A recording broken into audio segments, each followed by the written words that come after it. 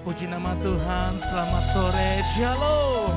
Saya menyapa jemaat PDL Roy dimanapun engkau beribadah saat ini.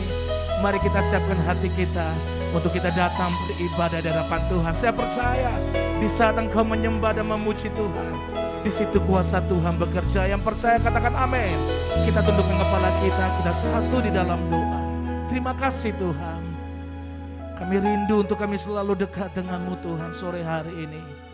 Kami rindu, kami bawa hidup kami yang terbaik di hadapan-Mu Tuhan. Biarlah hidup kami benar-benar mempermuliakan Engkau Yesus. Kami serahkan Tuhan ibadah-Mu sore hari ini. Kami berdoa Tuhan bagi setiap umat-Mu yang beribadah. Kami percaya rancangan-Mu indah bagi setiap umat-Mu dimanapun umat-Mu beribadah saat ini. Terima kasih Bapa. Kami siap bersorak-sorai, kami siap bersuka cita di dalam Engkau. Di dalam nama Yesus, setiap kita yang bersuka cita bersama-sama katakan amin. Haleluya.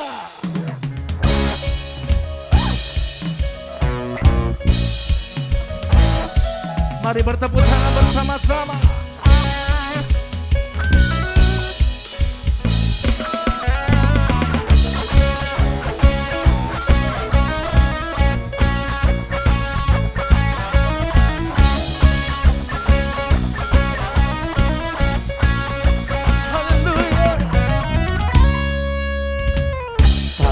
Siapa kau bandingkan perbuatannya yang heran?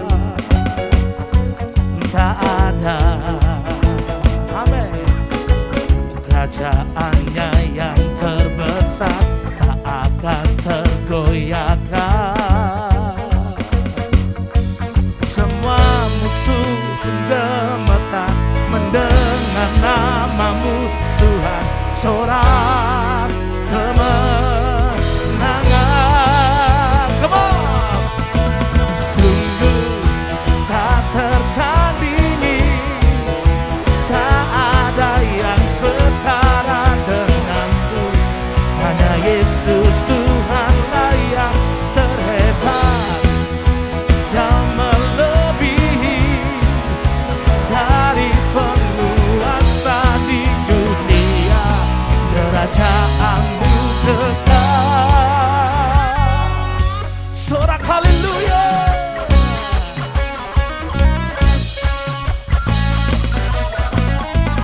Pada siapa kau bandingkan perbuatannya yang heran? Katakan tak ada, amin. Kerajaannya yang terbesar, perbuatannya yang heran. Sama-sama. Semua musuh gemetar mendengar nama-Mu Tuhan. Sorak kemenangan.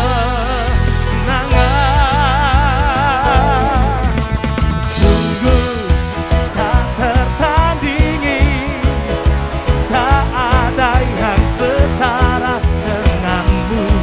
Hanya Yesus Tuhanlah yang terhebat, jauh melebihi dari penguasa di dunia. Kerajaan-Mu dekat.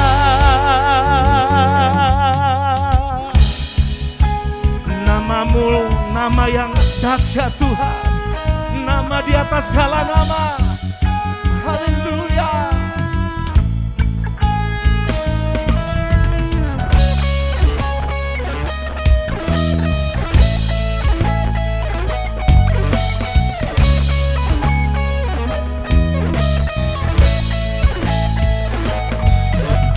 Sungguh tak tertandingi, tak ada yang setara dengan-Mu. Hanya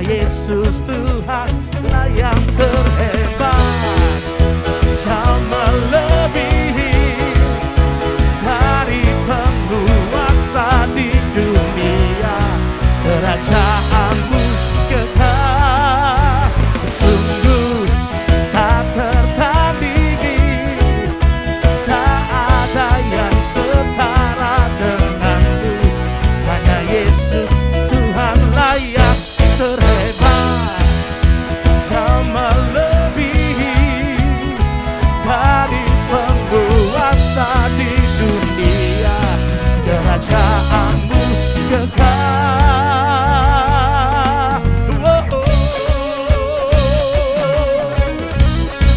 Haleluya. Tepuk tangan sorak-sorai buat Tuhan. Haleluya. Mari buka hatimu saat ini. Mari datang dengan kerinduanmu Bapak Ibu Saudara. Terima kasih Tuhan. Kami percaya kami menyembah Tuhan yang hebat. Tuhan yang ajaib. Tuhan yang setia. Engkau Allah yang tidak pernah meninggalkan kami sedetik pun Tuhan. Apapun kondisi kami saat-saat ini, ajarkan kami untuk kami tetap bersyukur di hadapan-Mu.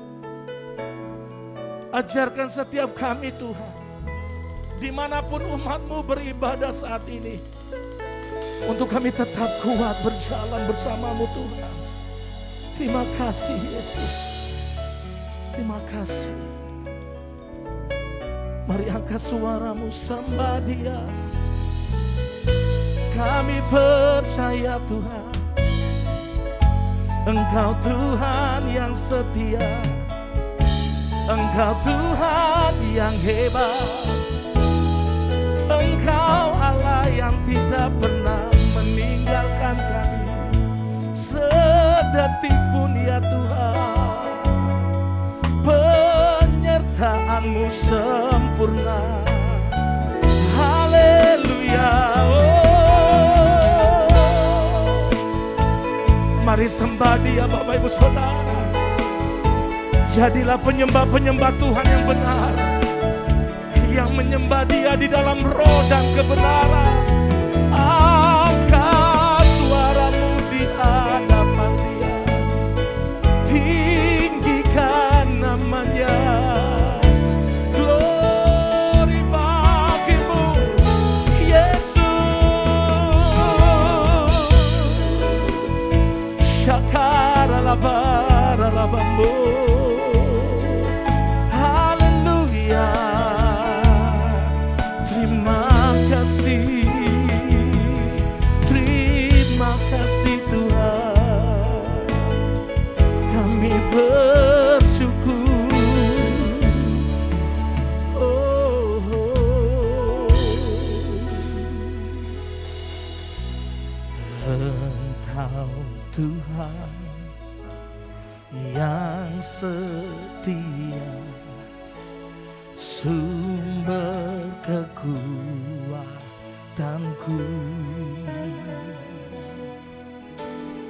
Engkau Yesus, juru selamatku,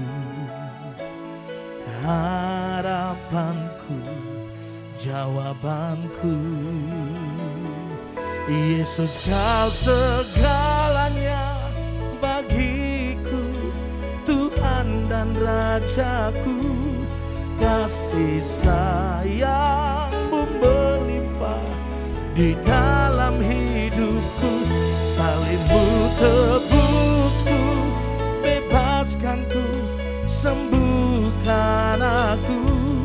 Ku percaya mujizat-Mu ku alami sekarang ini.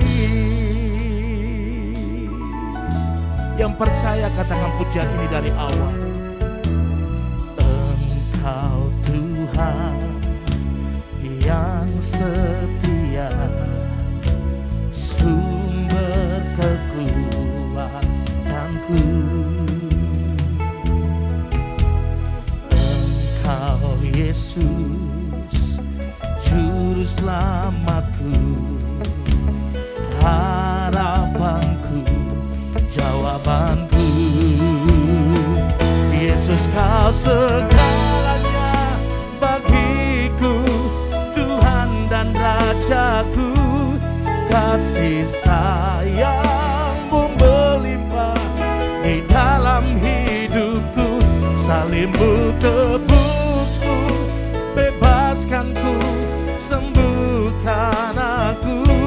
Ku percaya mujizat-Mu ku alami sekarang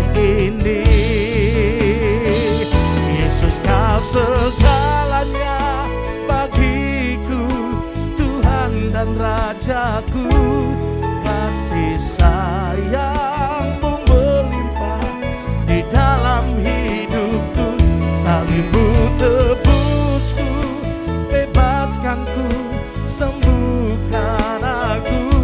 Ku percaya mujizat-Mu ku alami sekarang ini. Katakan bersama-sama, Yesus Kau segalanya bagiku, Tuhan dan Rajaku. Kasih sayang-Mu melimpah di dalam hidupku. Salib-Mu tebusku, bebaskanku, sembuhkan aku. Ku percaya mujizat-Mu ku alami sekarang ini. Yang percaya bahwa Dia segalanya bagi kita semua, mari buka kedua tangan Bapak Ibu Saudara. Yesus Kau segalanya bagiku, Tuhan dan Rajaku. Kasih sayang-Mu melimpah di dalam hidupku. Salib-Mu tebusku, bebaskanku, sembuhkan aku. Ku percaya mujizat-Mu ku alami sekarang ini. Yesus Kau segalanya bagiku, Tuhan dan Rajaku. Kasih sayang-Mu melimpah di dalam hidupku. Salib-Mu tebusku, bebaskanku, sembuhkan aku. Ku percaya mujizat-Mu ku alami sekarang ini. Sama-sama, anugerah-Mu bagiku. Amin. Tak sekalipun Kau tinggalkanku. Oh, besar kasih setia-Mu. Katakan ku percaya kuasa-Mu.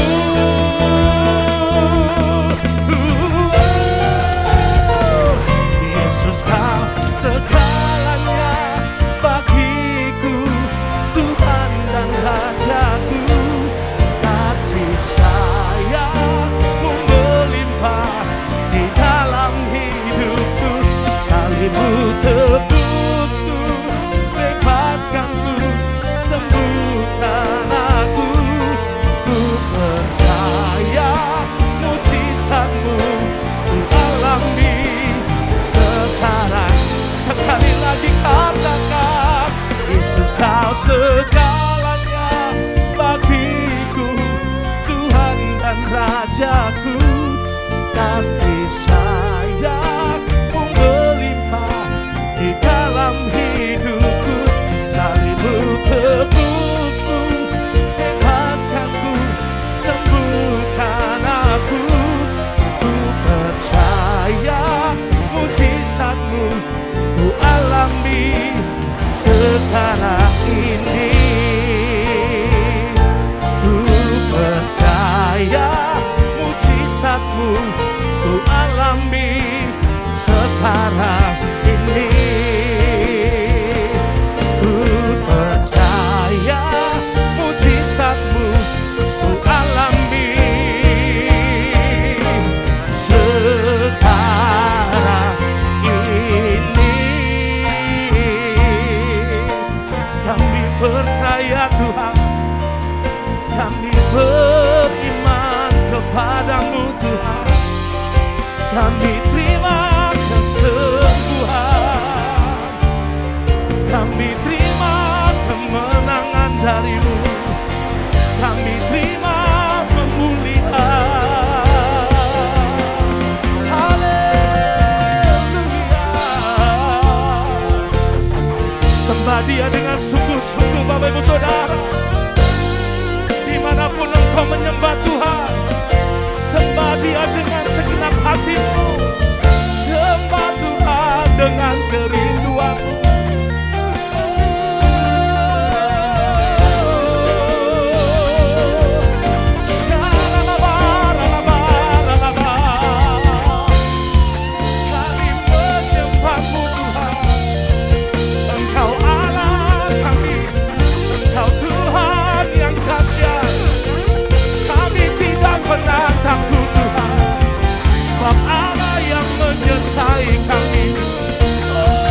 Lebih besar dari setiap pergumulan kami. Haleluya. Kami sembah Dia lebih lagi saudara. Jangan jadikan ibadahmu seperti biasa-biasa. Jadikan ibadahmu sebagai ibadah yang berkenan, ibadah yang menyukakan hati Tuhan.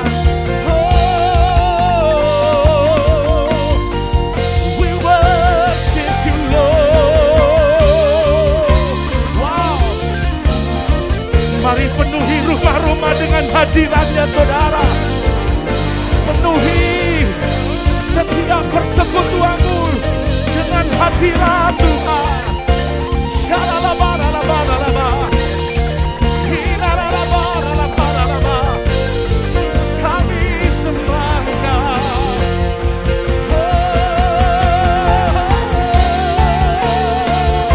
Yes, kuasa-Mu mengalir saat ini Tuhan, menjamah setiap umat-Mu. Kuasa-Mu sedang bekerja saat ini, menyembuhkan setiap umat-Mu Tuhan, memberikan kekuatan bagi setiap umat-Mu.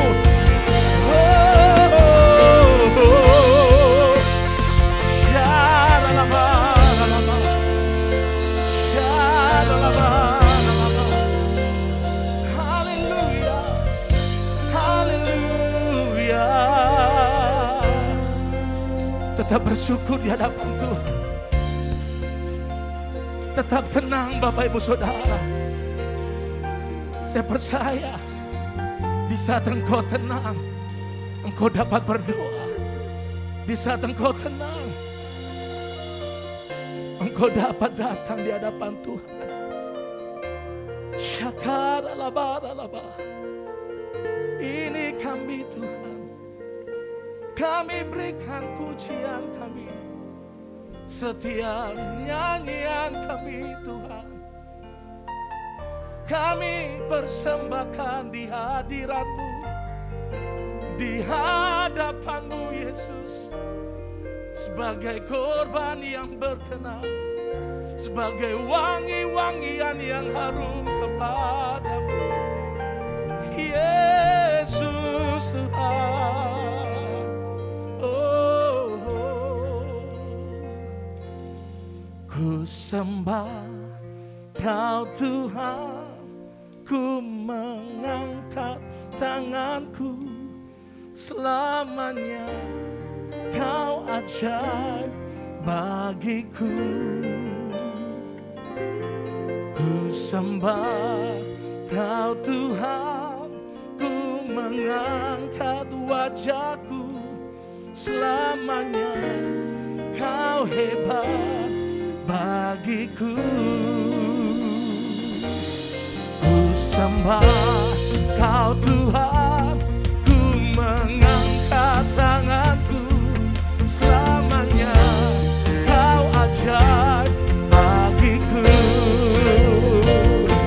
Ku sembah Kau Tuhan, ku mengangkat wajahku, selamanya Kau hebat. Mari katakan haleluya sambil lambaikan tanganmu.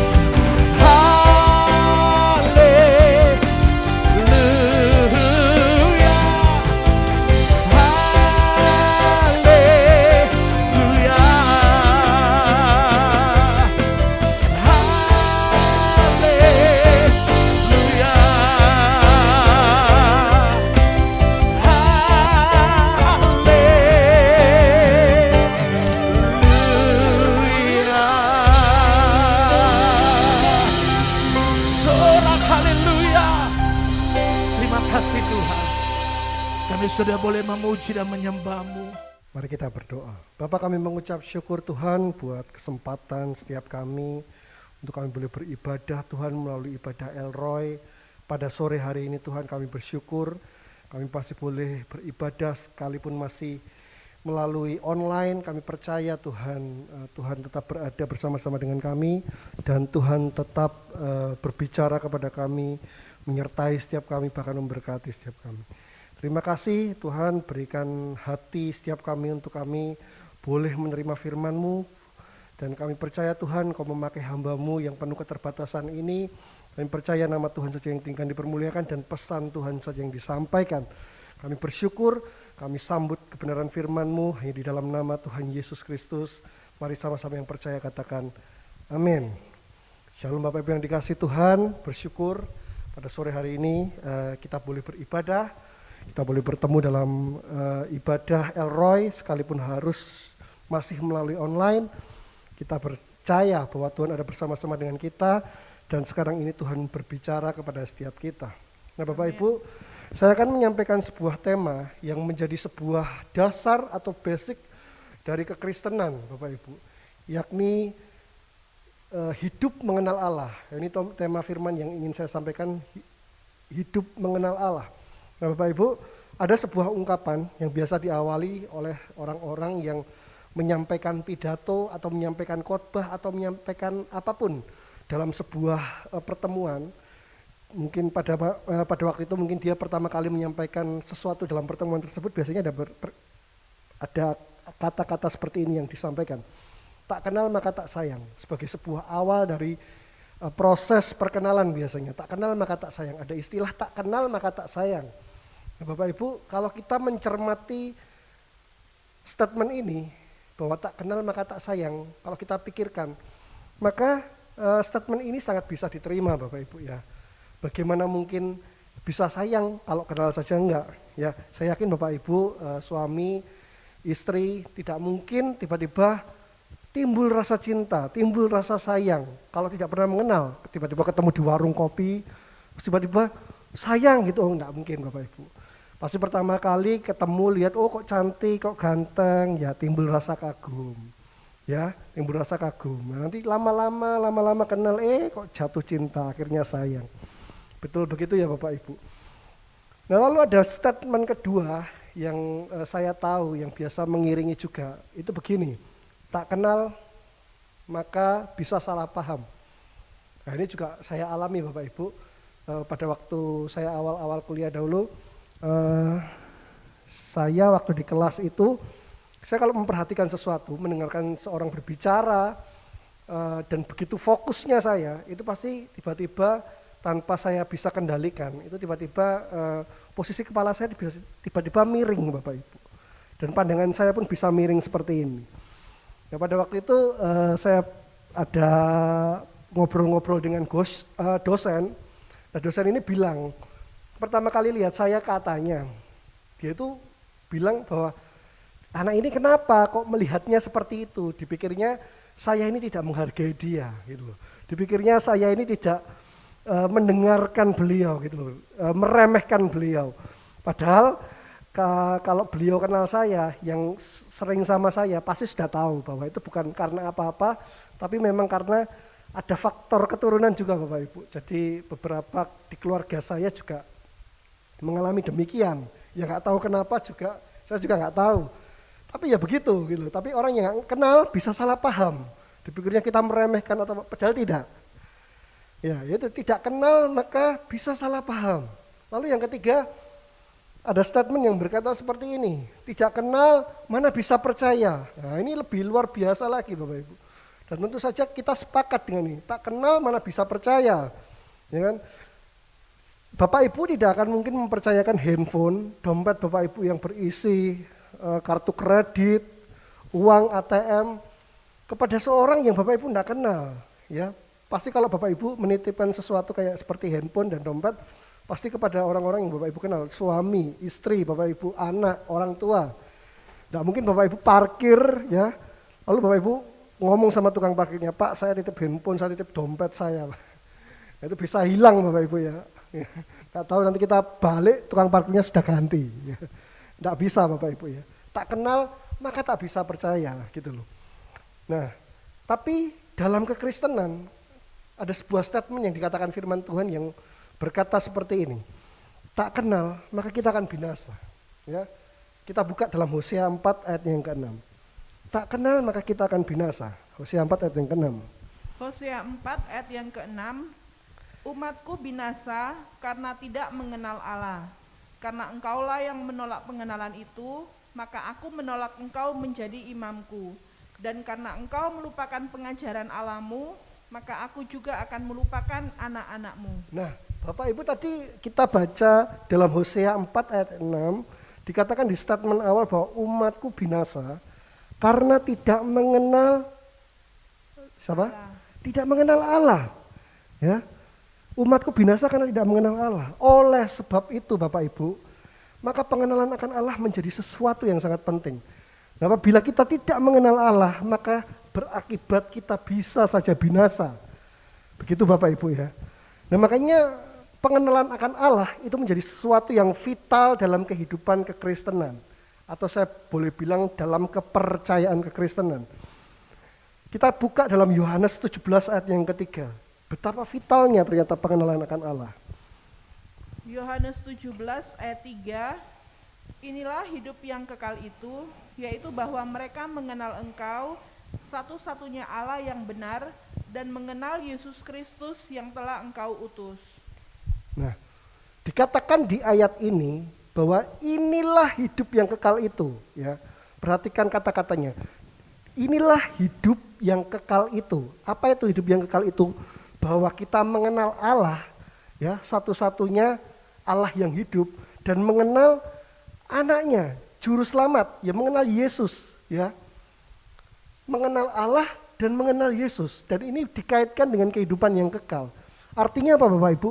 Bahwa kalau Bapak Ibu mau mempunyai hidup yang kekal, Bapak Ibu mau memasuki sebuah kehidupan yang kekal, syarat yang paling penting adalah apa Bapak Ibu? Bapak Ibu mengenal Allah, baik juga anaknya Yesus Kristus. Ya. Kalau Bapak Ibu ingin mendapatkan kehidupan yang kekal, tidak ada jalan lain selain apa? Selain mengenal Allah, mengenal Yesus. Ya, dikatakan inilah hidup yang kekal itu. Ya, hidup yang kekal itu apa? Mengenal Allah dan mengenal Yesus. Ya, makanya jadi penting sekali kehidupan pengenalan akan Allah dalam kehidupan orang percaya, karena ini terkait dengan kehidupan yang kekal. Nah, pertanyaan saya Bapak Ibu, bagaimana kita ini mengenal Allah? Mengenal Allah yang bagaimana? Karena kalau kita lihat Hosea 4 tadi ayat yang ke-6, dikatakan umatku binasa karena tidak mengenal Allah. Bapak Ibu perhatikan bahwa Hosea ini adalah nabi yang muncul dari kalangan orang Israel dan ditugaskan Allah untuk menyampaikan pesan kepada bangsa Israel. Ya, Bapak Ibu tahu bangsa Israel ini bangsa yang sudah melihat bagaimana Allah atau Tuhan menyertai mereka. Mulai dari mereka melewati laut dan Tuhan membelah laut bagi mereka. Ya, Tuhan menurunkan mana dari sorga buat mereka. Dan mereka harus melawan bangsa-bangsa besar dan mereka menang. Kita lihat bagaimana bangsa Israel begitu mengalami penyertaan Tuhan yang luar biasa. Tapi dikatakan Hosea apa? Umatku binasa. Karena apa? Karena tidak mengenal Allah. Lalu bagaimana mungkin orang yang sudah mengalami begitu pengalaman rohani yang luar biasa bersama dengan Tuhan, bisa jadi orang yang tidak mengenal Allah Bapak Ibu. Nah, ini yang harus kita hati-hati.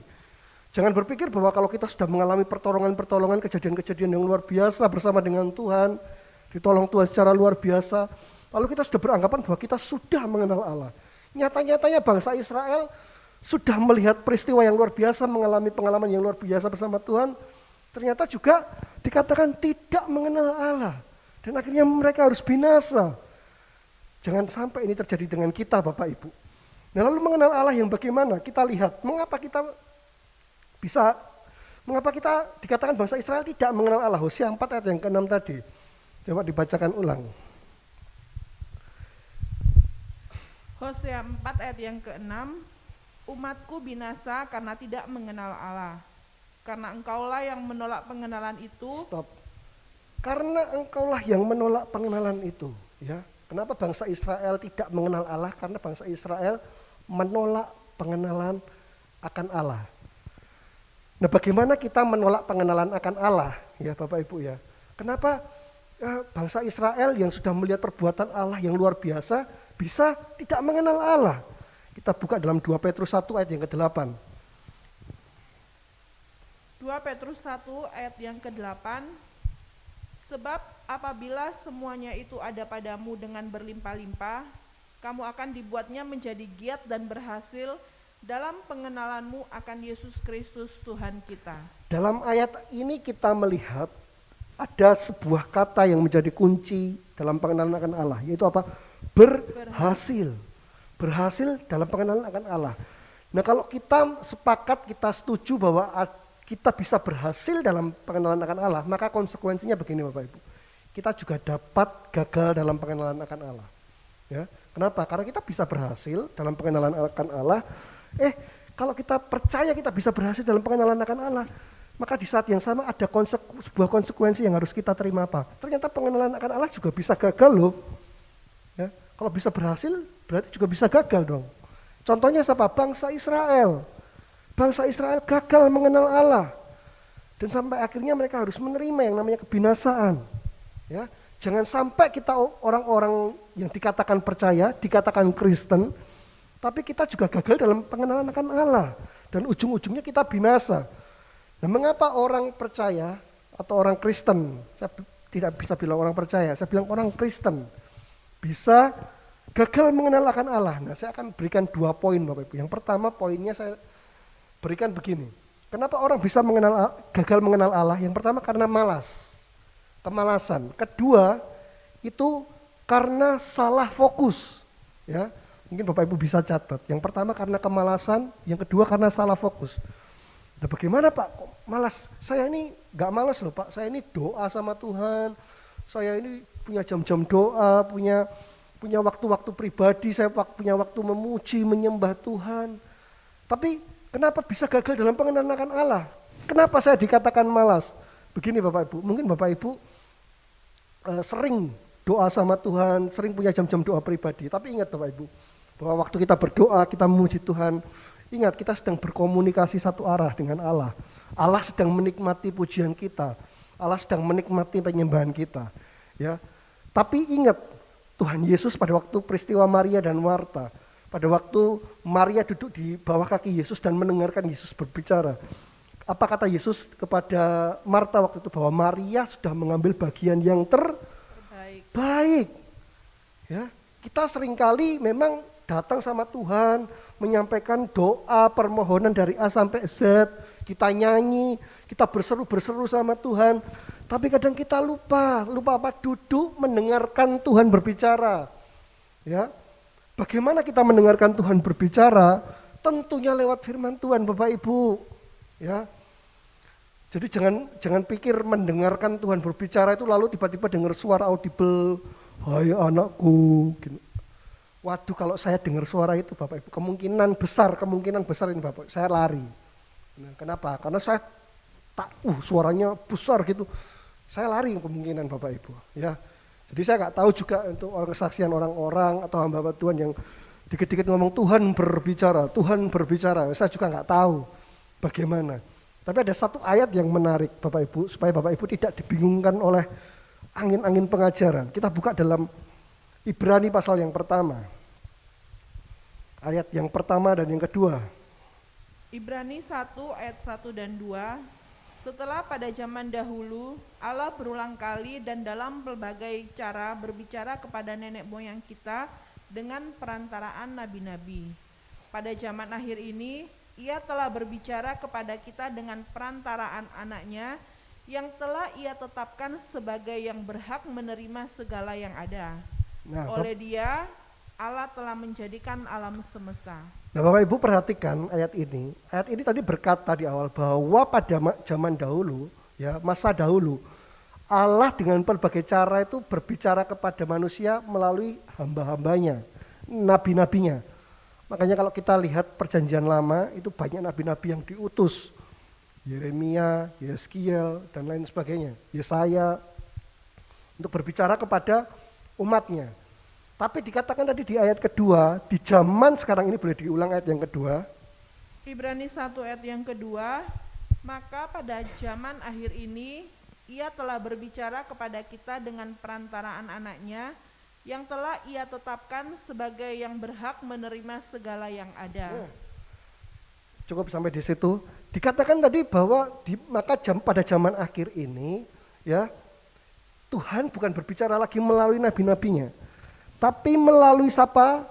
Anaknya. Siapa anaknya? Yesus Kristus. Ya, Tuhan Yesus Kristus. Dikatakan dia yang berhak, apa tadi katakan?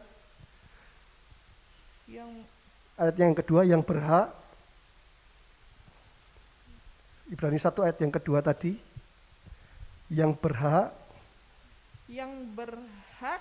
menerima segala yang ada. Yang berhak menerima segala yang ada, Bapak Ibu. Ya.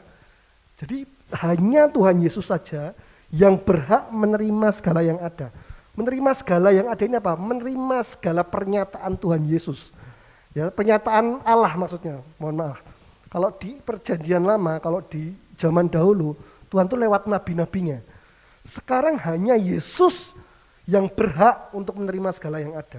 Jadi kalau Bapak Ibu ingin mengenal Allah, maka kita harus datang kepada Tuhan Yesus. Kita harus mengenal Yesus Kristus secara pribadi. Bagaimana mengenal Tuhan Yesus? Tentu saja melalui firman Tuhan. Ya, karena firman Tuhan ini yang poin inti dari firman Tuhan ini adalah bagaimana Allah turun menjadi manusia, menyatakan dirinya, bahwa dirinya adalah satu-satunya Allah yang hidup, Allah juru selamat, ya, melalui pribadi Yesus Kristus. Dan pribadi Yesus Kristus dapat kita temukan di firman Tuhan.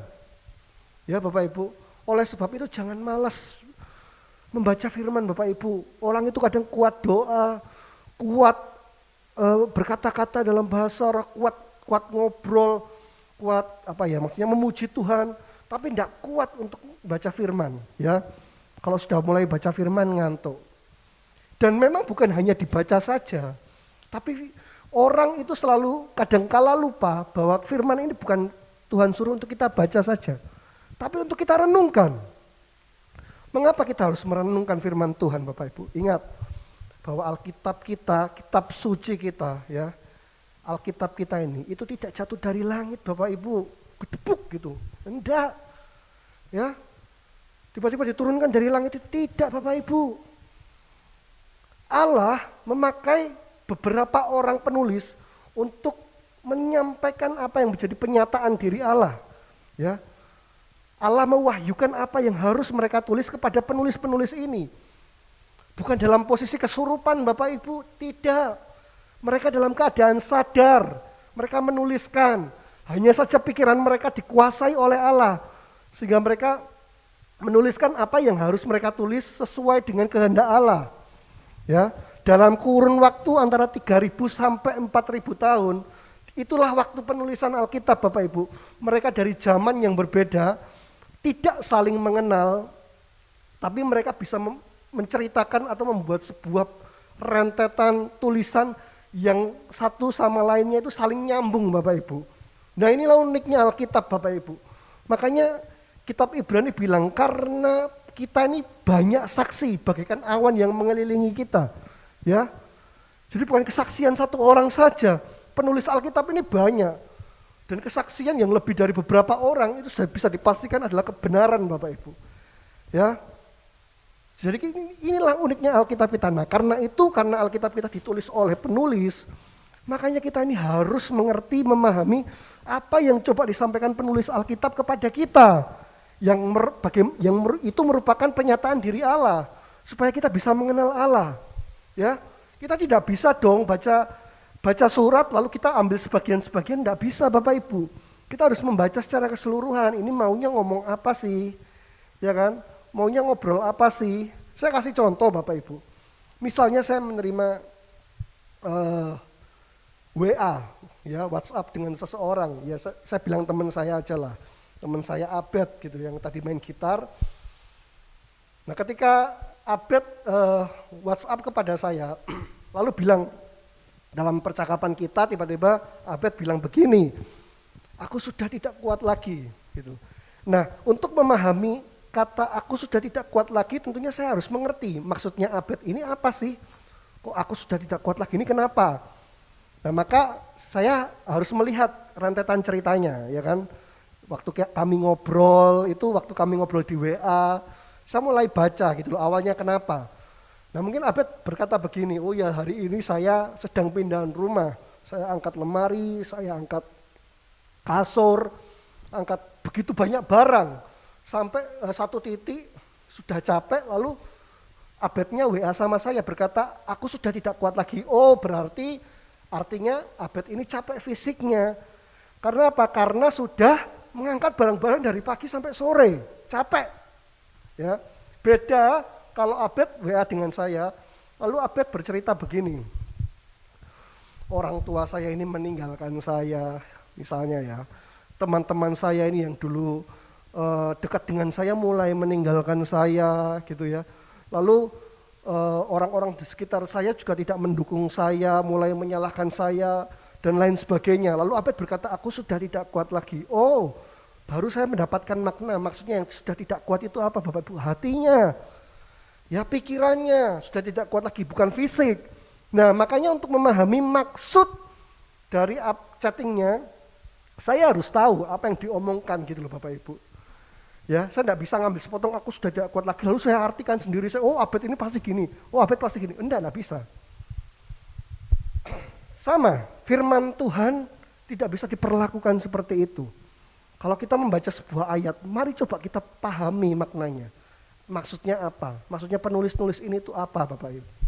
Ya, tidak bisa kita artikan buat kita sendiri, enggak boleh Bapak Ibu. Maka kita akan salah paham, salah mengenal Allah. Ya, kalau salah mengenal Allah, kita juga akan gagal mengenal Allah. Dan apa kalau gagal mengenal Allah, kita akan binasa. Kita lihat sebuah ayat dalam Yakobus 1 ayat 25, Bapak Ibu. Yakobus 1 ayat 25. Yakobus 1 ayat 25, tetapi barang siapa meneliti hukum yang sempurna, yaitu hukum yang memerdekakan orang, dan ia bertekun di dalamnya, jadi bukan hanya mendengar untuk melupakannya, tetapi sungguh-sungguh melakukannya, ia akan berbahagia oleh perbuatannya. Yes, Bapak Ibu, tadi dikatakan meneliti ya. Kalau kita lihat dalam bagian firman Tuhan, ada bagian firman Tuhan yang berkata begini, renungkanlah firman Tuhan ini siang dan malam. Beberapa waktu yang lalu saya mencari arti kata merenungkan ini, dan ternyata menurut Kamus Besar Bahasa Indonesia, itu kata merenungkan itu begini Bapak Ibu, ada 3 arti. Yang pertama mencari, yang kedua berusaha mengetahui makna, dan yang ketiga meneliti. Ya. Jadi kata merenungkan firman Tuhan itu mempunyai arti begini, mencari, berusaha mengetahui makna, dan yang ketiga adalah meneliti. Makanya tadi di Yakobus dikatakan meneliti hukum yang sempurna. Hukum yang sempurna itu apa Bapak Ibu? Firman. Firman Allah. Firman Tuhan, itu hukum yang sempurna. Dikatakan apa? Diteliti Bapak Ibu. Akhirnya kita harus benar-benar sungguh-sungguh merenungkan. Bukan hanya sekedar baca. Nah, orang-orang kadang bangga Bapak Ibu. Baca sehari 20, 50 pasal, 20 pasal, 30 pasal. Kayak kejar target Bapak Ibu ya. Terus bangga cerita sama orang, saya itu sudah habis, sudah katam. Dari Kejadian sampai Wahyu. 20 kali, 30 kali Bapak Ibu. Mesio katam sampai 1000 kali, kalau nggak ngerti artinya juga percuma Bapak Ibu.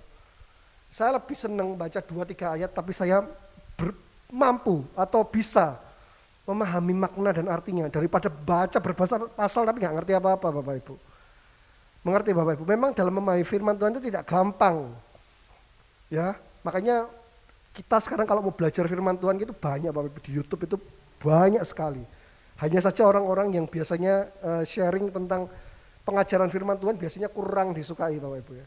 Yang lebih disukai adalah khotbah-khotbah yang berbau mujizat, khotbah-khotbah yang berbau berkat gitu loh. Bukan salah, bukan, enggak gitu. Mengikut Tuhan ada berkat, ada mujizat Bapak Ibu ya. Tapi yang paling penting itu mengenal Allah. Nah, kadang orang mendengar khotbah-khotbah yang pengajaran di mana kita dididik untuk mengenal Allah kurang suka. Nah, makanya tadi saya bilang malas gitu loh. Kita malas, aduh Pak, Sudah dengar yang di luar kita dengar COVID, masalah banyak, masih mau dengar pengajaran suruh mikir lagi, Pak. Aduh wes malas.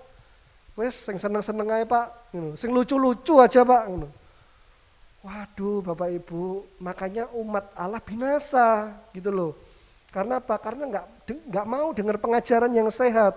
Dan ini sudah digenapi dalam firman Tuhan bahwa zaman-zaman akhir nanti bahwa akan orang tidak bisa menerima lagi pengajaran yang sehat. Mereka akan mengumpulkan guru-guru demi menyenangkan telinga mereka.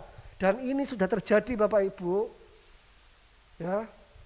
Khotbah-khotbah ya di mana itu kita dipaksa mengenal akan Allah, dituntun untuk mengenal akan Allah, ini ditinggalkan. Tidak menarik lagi. Bosen nih, lama Pak, gitu. Penting Bapak Ibu untuk mengenal akan Allah. Jangan sampai kita malas Bapak Ibu. Ya, renungkan firman Tuhan. Selidiki firman Tuhan. Baca 1, 2, 3 ayat. Yang penting Bapak Ibu mengerti apa yang coba disampaikan oleh Allah melalui penulis, melalui firman Tuhan ini. Coba baca baik-baik. Baca ayat sebelumnya, baca ayat sesudahnya. Itu saya kalau baca ayat seperti itu, baca ayat sebelumnya, ayat sesudahnya lagi pengen apa Bapak Ibu. Karena bisa salah paham Bapak Ibu. Ya, iblis pada waktu mencobai Yesus pakai apa Bapak Ibu? Pakai ayat firman. Ya. Tapi kenapa? Pengertiannya salah, ya. Pengertiannya salah, makanya dibenarkan, diluruskan sama Tuhan juga akhirnya pakai apa? Pakai firman lagi. Ya, jadi hati-hati, jangan karena hamba Tuhan ini pakai firman. Tapi kalau pengertiannya salah, ya itu seperti cara kerjanya iblis Bapak Ibu, menyesatkan orang. Ya, berusaha menyesatkan anak-anak Allah, ya. Dengan memakai firman Tuhan, tapi enggak punya pengertian yang benar. Makanya gagal dalam pengenalan akan Allah. Kita jangan sampai seperti itu Bapak Ibu. Amin. Amin. Kita akan masuk poin yang kedua dan yang terakhir. Ya, kalau tadi yang pertama disebutkan kita karena kemalasan, makanya kita bisa gagal mengenal Allah. Yang kedua adalah apa? Salah fokus. Coba lihat ayatnya dalam Kolose 3 ayat 1 dan 2. Kolose 3 ayat 1 dan 2. Kolose 3 ayat 1 dan 2. Karena itu, kalau kamu dibangkitkan bersama dengan Kristus, carilah perkara yang di atas, di mana Kristus ada, duduk di sebelah kanan Allah. Pikirkanlah perkara yang di atas, bukan yang di bumi. Yes, dikatakan pikirkanlah perkara yang di atas, bukan yang ada di bumi. Kenapa Bapak Ibu? Sebab Kristus adanya di atas. Ya, itu dikatakan di mana Kristus itu ada. Ya, coba ulangi lagi ayatnya yang pertama. Kolose 3 ayat 1, karena itu kalau kamu dibangkitkan bersama dengan Kristus, carilah perkara yang di atas, di mana Kristus ada. Stop. Carilah perkara yang di atas, di mana Kristus itu ada. Ya. Nah, orang sekarang itu karena fokusnya sudah bukan yang di atas lagi, ya. Fokusnya apa yang ada di bumi, bisa nggak ketemu dengan Yesus? Susah. Ya. Karena datang sama Tuhan Yesus pikirannya yang di bumi aja, ya, yang harta, yang ini, ya. Bukan berarti kita nggak perlu harta Bapak Ibu, sekali lagi bukan berarti begitu, tidak, ya. Tapi ini soal fokus Bapak Ibu ya, soal yang utama gitu loh, soal fokus pikiran kita gitu loh. Nah kalau fokus pikiran kita adalah apa yang ada di bumi, ya tidak bisa ketemu dengan Yesus. Karena dikatakan tadi pikirkanlah perkara yang di atas di mana Kristus ada. Ya. Kalau kita memikirkan perkara-perkara yang di atas, ya sudah pasti kita akan menemukan Kristus, ya. Pikirkan perkara-perkara di atas itu bagaimana ya? Ya perkara-perkara yang hubungannya dengan Allah, ya. Dalam kita bekerja, dalam kita melakukan sesuatu, dalam kita melakukan pelayanan, fokusnya bukan apa yang lagi di dunia, bukan harta, bukan pujian orang, bukan perkenanan orang, ya, bukan popularitas, ya. Kalau kita masih memikirkan ini tadi, tidak bisa ketemu dengan Kristus, tidak bisa mengenal Allah. Tapi kita fokusnya sama Allah dalam melakukan hal-hal ini, kita fokusnya kepada Allah, maka kita akan menemukan Allah, Bapak Ibu ya. Jadi jangan sampai kita gagal fokus, salah fokus, ya. Jangan sampai nanti kita pada saat nanti Tuhan datang, lalu Tuhan berkata, aku tidak mengenal engkau. Seperti yang dikatakan Allah pada Matius 7 ayat yang ke-23, coba kita baca sama-sama. Ayat yang sangat sering sekali terkenal dan dikutip. Matius 7 ayat 23. Matius 7 ayat 23, pada waktu itulah aku akan berterus terang kepada mereka dan berkata, aku tidak pernah mengenal kamu, enyalah daripadaku, kamu sekalian pembuat kejahatan. Dikatakan aku tidak mengenal engkau. Kalau Bapak Ibu baca dari ayatnya yang ke-21, maka Bapak Ibu akan melihat bahwa ini orang-orang yang sebenarnya di mata manusia luar biasa. Kenapa? Karena mereka bilang, aku sudah bernubuat demi namamu. Aku sudah mengusir setan demi namamu. Aku sudah melakukan mujizat demi namamu. Bayangkan Bapak Ibu, coba kita tarik dalam kehidupan sekarang. Ini hamba Tuhan yang luar biasa. Sudah pasti diundang ke mana-mana. Ya kan? Sudah pasti kalau KKR ribuan orang yang datang. Jutaan orang bahkan. Kenapa? Karena mengusir setan. Melakukan mujizat, ya. Bernubuat, ya. Tapi apa? Tuhan bilang apa? Aku tidak mengenal engkau. Mengapa Tuhan berkata begitu? Karena mereka tidak mengenal Allah. Dipikirnya dengan melakukan hal-hal tersebut, Allah disukakan, Allah berkenan gitu loh. Dan mereka merasa bahwa aku sudah berbuat begini pasti Tuhan senang. Padahal bukan itu yang dimau Tuhan, ya. Bapak Ibu, jangan sampai kita juga seperti itu. Kita sudah capek-capek, kita melakukan mujizat, kita mengusir setan. Dan kita sudah melakukan pelayanan yang luar biasa. Tuhan bilang, aku tidak mengenal engkau. Kenapa? Fokusnya salah. Ya. Fokus siapa yang ada di sini? Lupa fokus sama yang di atas. Padahal Kristus adanya di atas. Tadi dikatakan dalam Kolose 3 ayat 1 dan 2. Ya, makanya kita harus mengenal Allah dengan baik Bapak Ibu ya.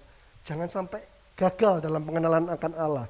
Karena kalau kita gagal mengenal Allah, Allah juga tidak akan mengenal kita. Kita lihat dalam ayat Galatia 4 ayat 9. Galatia 4 ayat 9. Galatia 4 ayat yang ke-9, tetapi sekarang sesudah kamu mengenal Allah, atau lebih baik sesudah kamu dikenal Allah, bagaimanakah kamu berbalik lagi kepada roh-roh dunia yang lemah dan miskin dan mau mulai memperhambakan diri lagi kepadanya? Oke, kita baca lagi dengan pelan-pelan bagian awal aja ya dari ayat ini. Tadi dikatakan apa? Galatia 4 ayat 9, tetapi sekarang sesudah kamu mengenal Allah, atau lebih baik sesudah kamu dikenal Allah. Stop ya. Kita mengenal Allah, baru Allah mengenal kita ya. Tadi dikatakan sesudah kamu mengenal Allah dan lebih baik setelah kamu dikenal oleh Allah. Kita nggak akan mungkin dikenal oleh Allah kalau kita nggak mengenal Allah dengan baik. Jangan Bapak Ibu bilang terus, oh Tuhan itu kan maha tahu, beda Bapak Ibu. Ini bukan soal atribut Allah, di mana Allah maha tahu, bukan. Tapi ini soal penerimaan di hadapan Allah. Ya. Ini sedang berbicara tentang penerimaan di hadapan Allah. Kalau engkau mengenal Allah dengan sungguh-sungguh, maka engkau akan dikenal oleh Allah. Sebaliknya kalau engkau tidak mengenal Allah dengan sungguh-sungguh, tadi seperti Matius 7 ayat 23 dibilang, aku tidak mengenal engkau. Ini Tuhan sendiri yang bilang, aku tidak mengenal engkau. Ya, jangan sampai kita ditolak oleh Allah. Kenapa? Karena kita nggak mengenal Allah. Kita nggak mengenal firman Allah. Kita nggak mengenal kehendak Allah. Amin Bapak Ibu. Amin. Hosea 6 ayat yang ke-6. 2 ayat terakhir Bapak Ibu ya. Hosea 6 ayat yang ke-6. Hosea 6 ayat yang ke-6, sebab aku menyukai kasih setia dan bukan korban sembelihan, dan menyukai pengenalan akan Allah lebih daripada korban-korban bakaran.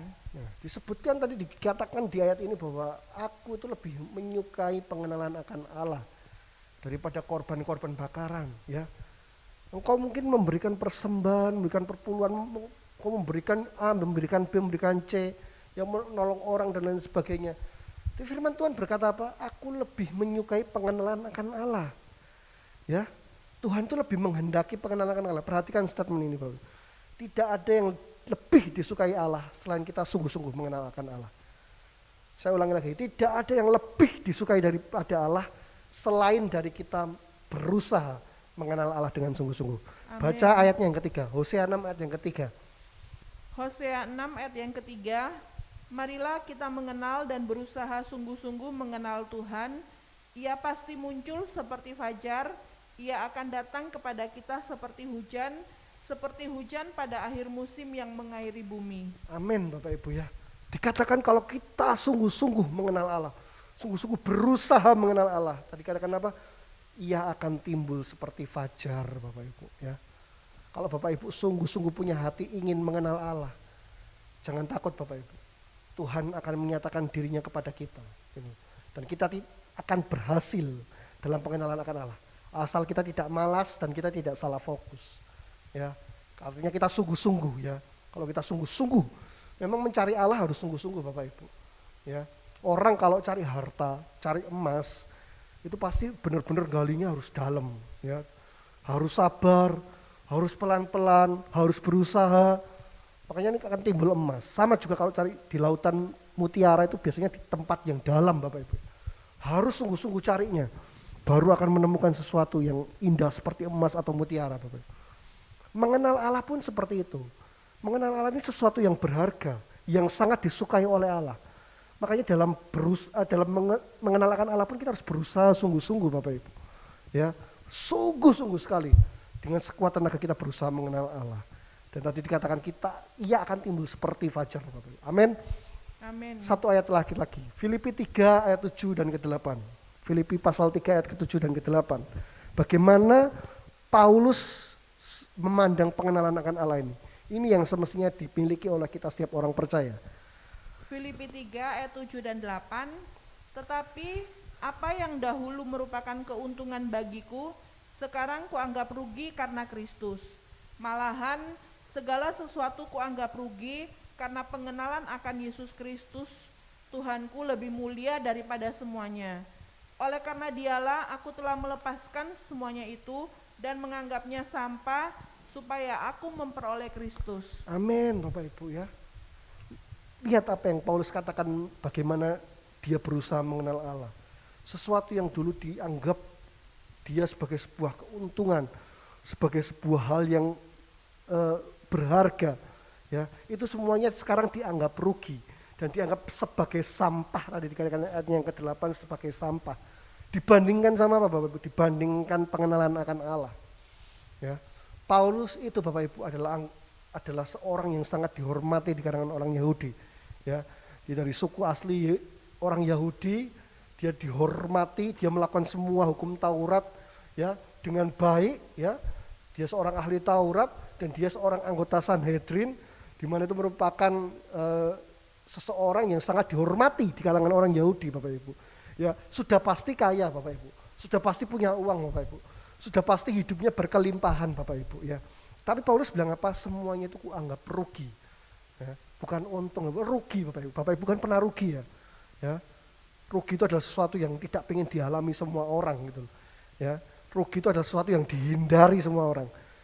Itu bagi Paulus semua itu dianggap rugi Bapak Ibu. Artinya Paulus ditawarkan lagi pun Paulus tidak mau gitu loh. Gitu. Ditawarkan kehormatan, kekayaan pun dikasih pun Paulus tidak mau. Karena dianggap rugi tadi katanya Paulus. Bukan hanya rugi, dianggap sampah Bapak Ibu. Bapak Ibu tahu sampah kan? Sampah kan dibuang. Nah mungkin Bapak Ibu ngambil sampah. Ya. Taruh rumah gitu ya, enggak ya, dipajang gitu kan enggak. Ya, sampah itu dibuang ya, di deket-deket aja enggak mau. Nah hal-hal seperti itu dianggap Paulus sampah. Karena apa? Karena pengenalan akan Tuhan. Artinya apa? Paulus nyari pun enggak mau gitu loh, deket-deket pun enggak mau. Kenapa? Karena sampah Bapak Ibu. Nah pertanyaannya, kita ini menganggap hal-hal yang seperti itu sebagai apa Bapak Ibu dibandingkan pengenalan akan Allah? Atau mungkin malah pengenalan akan Allah yang kita anggap rugi. Ya, kita ikut Tuhan, waduh ikut Tuhan kok tambah sulit, tambah banyak masalah, tambah banyak persoalan, kena COVID dan lain sebagainya, ikut Tuhan kok kayak gini. Ya, kita anggap mengikut Tuhan pengenalan akan Allah sebagai sebuah kerugian. Atau mungkin kita anggap pengenalan akan Allah sebagai sebuah sampah Bapak Ibu ya. Aduh Pak, wes gak ada waktu baca firman ini, mengenal Allah wes gak ada waktu. Ngurusi kerjaan ini banyak ya, eman ditinggal Pak, ya toh eman ini gitu loh. Mohon maaf Bapak Ibu, bukan berarti saya minta Bapak Ibu untuk tidak kerja, untuk baca Alkitab terus di rumah juga, tidak Bapak Ibu. Tapi ini soal fokus.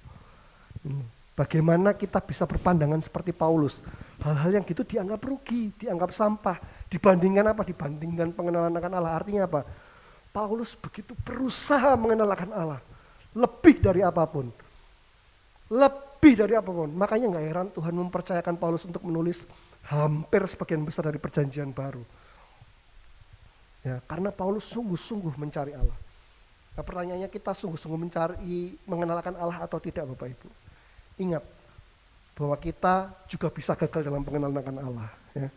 Kalau kita tidak sungguh-sungguh, jangan-jangan kita sekarang sedang berada dalam kegagalan pengenalan akan Allah. Yang lebih menyakitkan lagi kalau nanti Tuhan datang, lalu Tuhan berkata, aku tidak mengenal engkau. Saya tidak mau kayak gitu, Bapak Ibu. Saya tidak mau seperti itu. Saya ingin pada waktu Tuhan datang, Tuhan berkata, aku mengenal engkau. Kenapa? Karena selama hidup saya berusaha sungguh-sungguh mengenal Allah. Memang tidak mudah, Bapak Ibu, mengenalkan Allah. Ya, baca firman, merenungkan firman, ya kan, itu bukan hal perkara yang mudah, Bapak Ibu. Ya, seringkali kita diterpa yang namanya kemalasan, terus fokus kita mulai dialihkan dengan hal-hal yang sifatnya dunia. Ya, tapi bertahan, Bapak Ibu, tetap mengenalkan Allah. Karena itu yang disukai oleh Tuhan, karena itu yang diinginkan oleh Tuhan dari setiap kita anak-anak Tuhan. Tidak ada yang lebih disukai dari Allah selain daripada kita sungguh-sungguh berusaha mengenal Dia. Mari kita tundukkan kepala kita berdoa. Bapak, kami mengucap syukur Tuhan untuk pertemuan yang indah sore hari ini Tuhan, sekalipun melalui online Tuhan, kami boleh menerima firman-Mu. Engkau kiranya memakai Tuhan hamba-Mu yang terbatas ini Tuhan, kalau ada kesalahan dalam menyampaikan, mungkin hamba-Mu menyakitkan hati orang, mungkin hamba-Mu salah berkata-kata, ampuni hamba-Mu Tuhan. Dan biarlah Tuhan mulai dari detik ini Roh Kudus yang bekerja dalam hati kami. Biarlah pengenalan akan Allah menjadi sesuatu yang berharga dalam kehidupan kami. Sehingga dalam setiap langkah kehidupan kami, kami berusaha untuk mengenal Allah lebih lagi. Kami berusaha untuk mengenal Allah lebih lagi. Sampai nanti pada waktunya Tuhan datang kepada kami, Tuhan mendapati kami sebagai orang yang dikenal oleh Allah. Dan bukan hanya dikenal oleh Allah, kami bersama-sama dengan Allah, bersama dengan orang-orang kudus. Kami boleh masuk dalam kehidupan yang kekal itu Tuhan. Terima kasih hamba-Mu berdoa untuk setiap umat-Mu, jemaat El-Roy dimanapun Tuhan, yang sedang mengikuti ibadah ini. Tuhan jamah kehidupan mereka satu demi satu, persoalan mereka Tuhan tolong. Satu demi satu, kalau ada yang sakit Tuhan Yesus sembuhkan. Kalau ada yang kekurangan Tuhan Yesus cukupkan Tuhan kehidupannya. Kami serahkan kehidupan anak-anak dalam tangan-Mu. Biarlah Tuhan kami semua bersama-sama boleh melewati masa pandemi ini dengan iman kami kepada Tuhan, dengan iman yang semakin kuat kepada Tuhan, dan kami boleh semakin mengenal Allah yang luar biasa itu dalam kehidupan kami. Terima kasih Tuhan, kami mengucap syukur dan bersama-sama yang percaya katakan amin. Tuhan Yesus memberkati Bapak Ibu. Ku ingin mengenal-Mu Tuhan, lebih dalam dari semua yang ku kenal. Tiada kasih yang melebihi-Mu, ku ada untuk menjadi penyembah-Mu, dan ku ingin mengenal-Mu Tuhan, lebih dalam dari semua yang ku kenal. Katakan tiada kasih yang melebihi-Mu, ku ada untuk menjadi penyembah-Mu.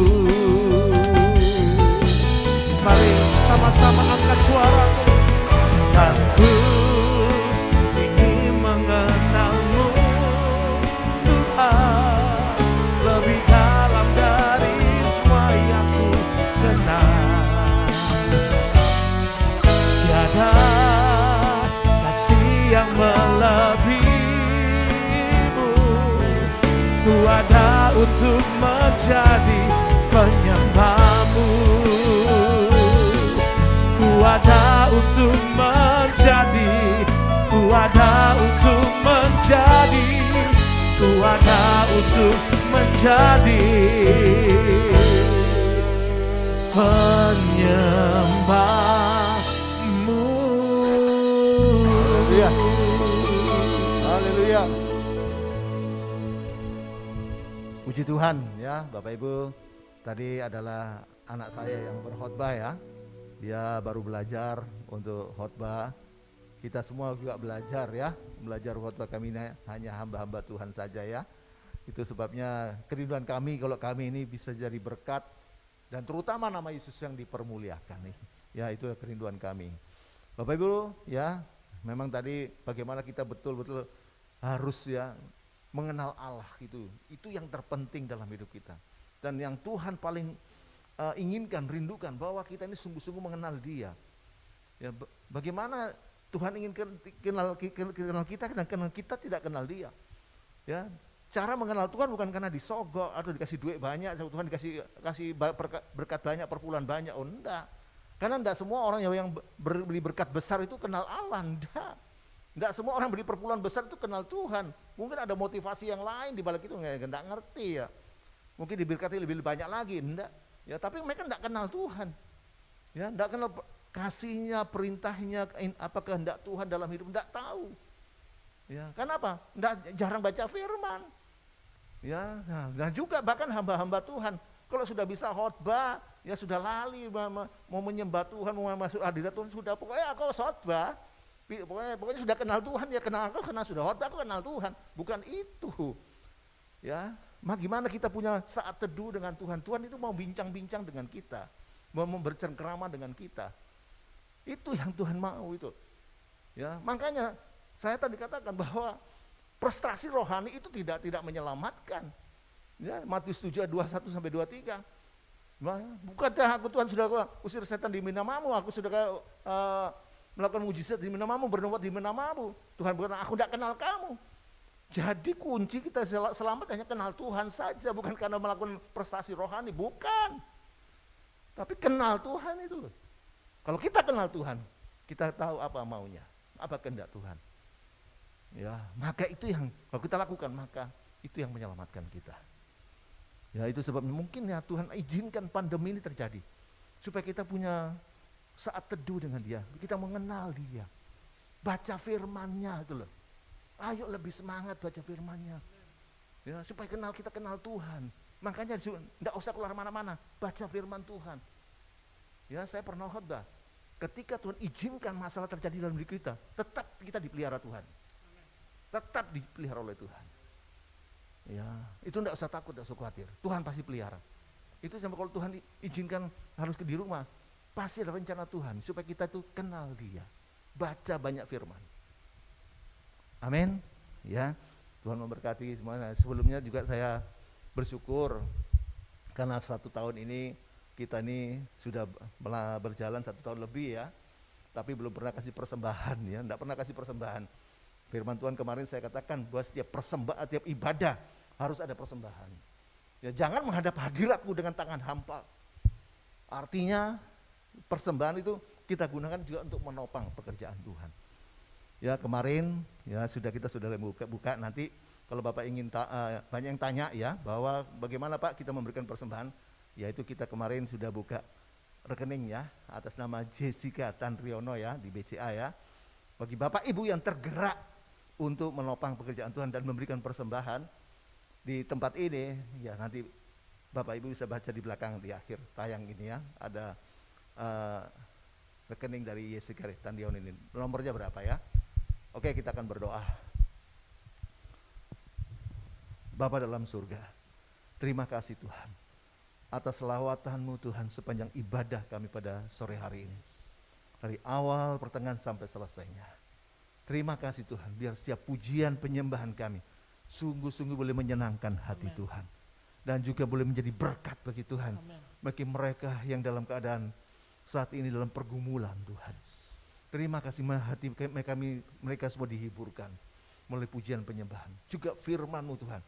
Memberikan kami Tuhan wawasan yang bahwa sebenarnya kami hidup itu hanya ingin mengenal Tuhan. Yang Tuhan kehendaki hanya mengenal Tuhan saja.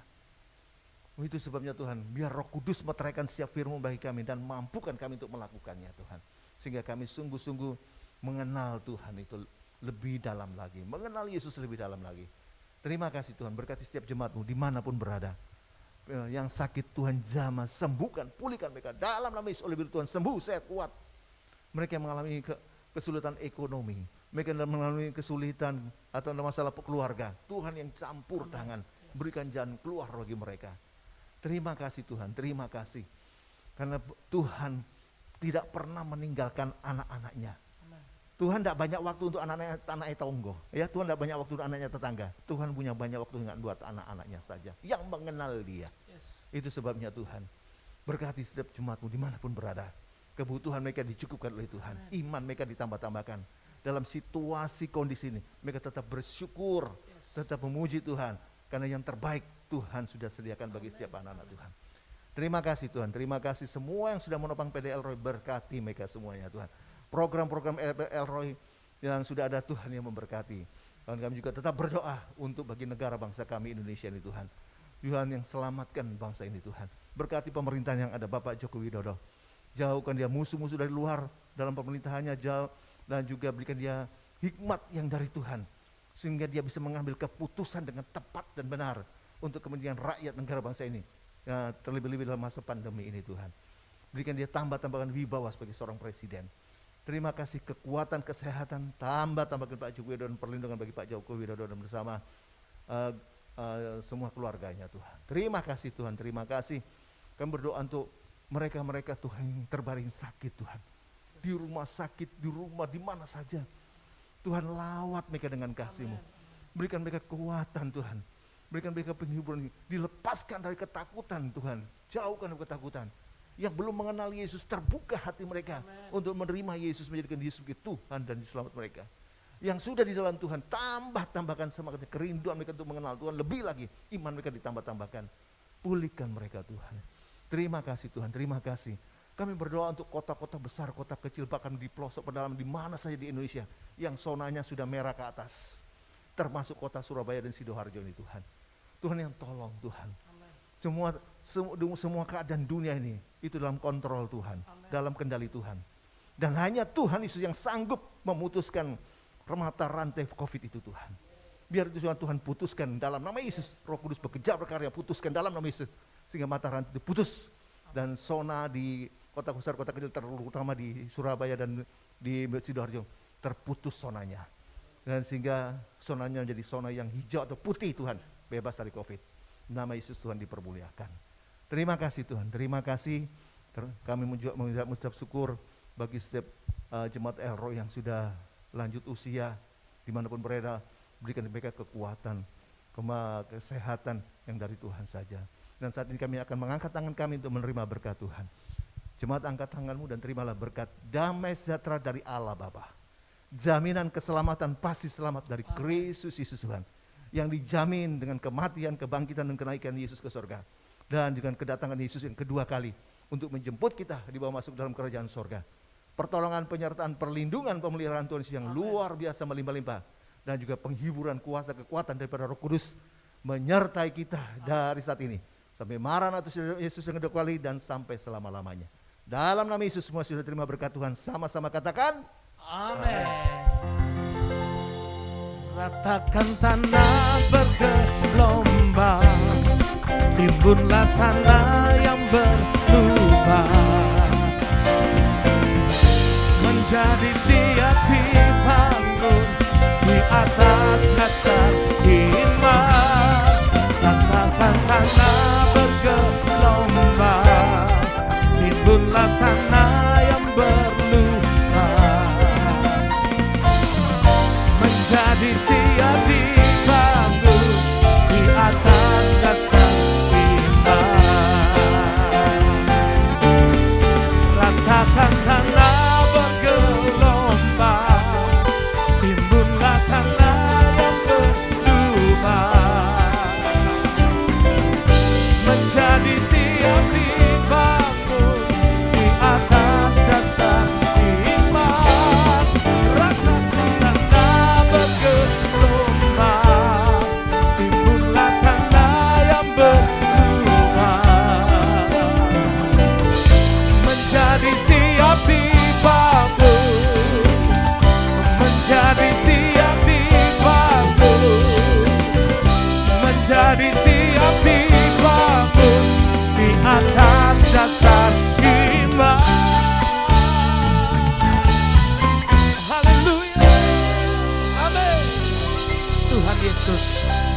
Bapak Ibu Saudara.